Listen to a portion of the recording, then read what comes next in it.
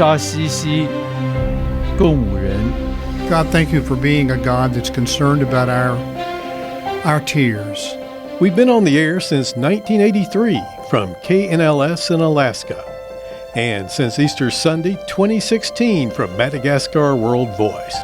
Hello everyone, I'm Rob Scobey, Senior Producer of our International English Language Service. Today we'd like to invite you to take a short tour of a place where many of us spend a lot of our time. The Charles and Kathy Caudle Operations Center in Franklin, Tennessee, near Nashville. Charles served as our president, Kathy his assistant until the end of 2017. Under his leadership, World Christian Broadcasting put Madagascar World Voice on the air to give this ministry a worldwide radio presence. Broadcast production happens here, so come on in and experience the source of our sound.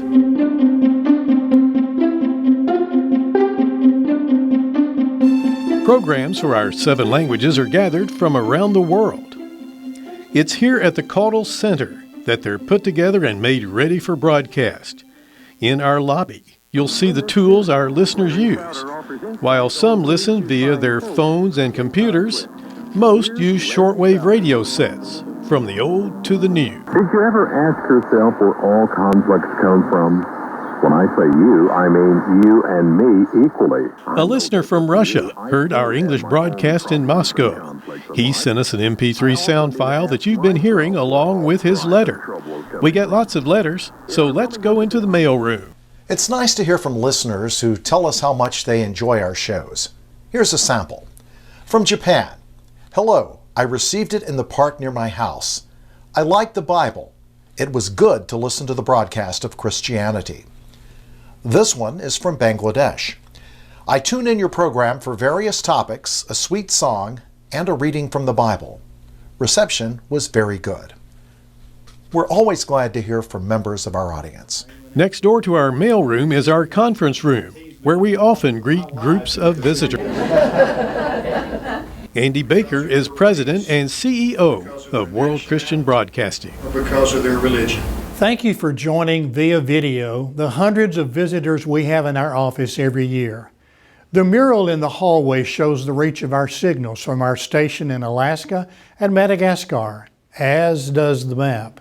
The world has 3 billion shortwave radios. 1 billion are turned on at any given time, and each receiver has an average of 3 people listening. Even in the age of the internet, we use the time-honored method of radio to introduce the message of God's Word to an astonishing number of people, many who do not have internet access. As hard as it may be to believe, there are huge areas of the world that do not get consistent exposure to the gospel message. One such area is the poverty-stricken 1040 region, the area between 40 degrees north latitude and 10 degrees south latitude. Some have easier access to smartphones than to clean water, but many rely on radio. That's why we broadcast both on the internet and over the air. As we take you into our production studios, you'll see that we pay honor to those whose vision, faith in God, and hard work brought us to where we are today. World Christian Broadcasting was founded by Lowell Perry, a radio professional who worked with Abilene Christian University, and Maurice Hall, an Army lieutenant who arranged for President Franklin Roosevelt to use shortwave radio to communicate with Washington. This was in 1945, when Roosevelt traveled to the historic Yalta Conference during World War II. Sadly, Lowell Perry died in a plane crash while he, Ken Ferguson, and Hal Frazier were scouting the Caribbean region near Martinique for a radio tower site in 1977. Our founders could see the potential of long-distance shortwave radio, and they put their vision into action. Hello again, friends, and welcome.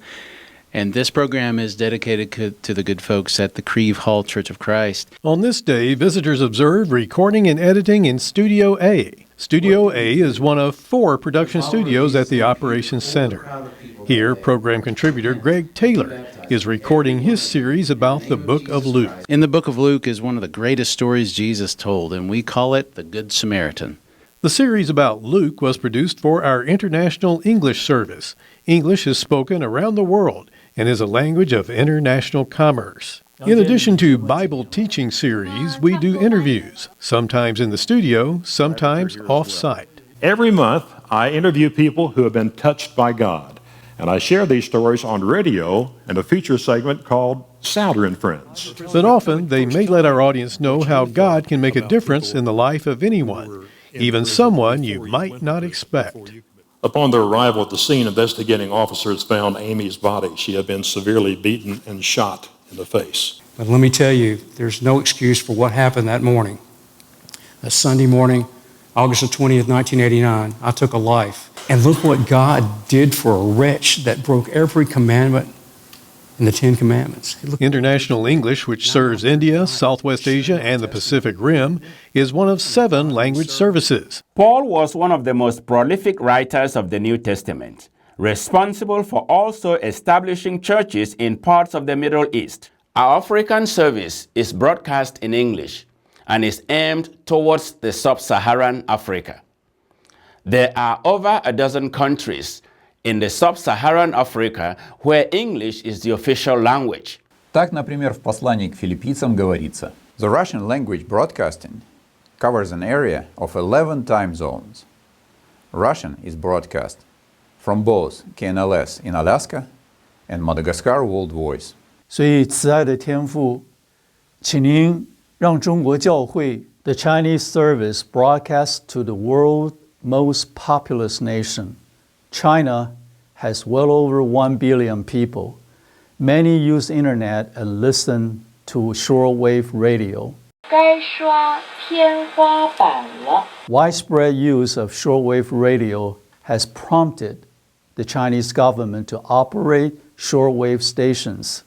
So we are competing for that radio audience. لكن الخطأ كان يكمن في أنه وضع كل اهتمامه وربما كل وقته ومجهوده وإمكانياته.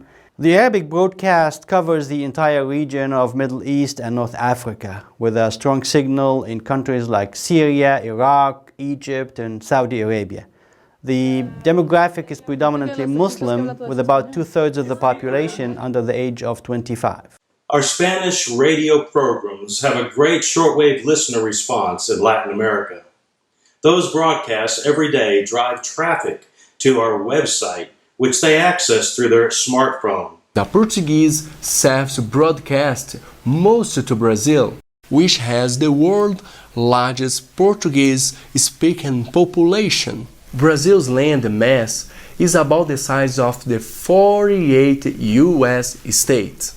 Each language service produces 7 hours of programming per week. That's 49 total hours of fresh new programming. When they're completed, 36-year veteran Real Pelican uses the internet to send the programs to Alaska and Madagascar. Then Real produces an online version for some of our websites. In addition to our over-the-air broadcast, our language services offer a presence on the World Wide Web, utilizing their own websites and social media accounts, such as Facebook. Thank you for taking our short tour of the source of our sound. If you want to spend more time, please come and visit us in Franklin, Tennessee. We know that God and His Word are the original and ultimate sources of our sound, and we need your help to keep it coming. We do thank you for your prayers and your support.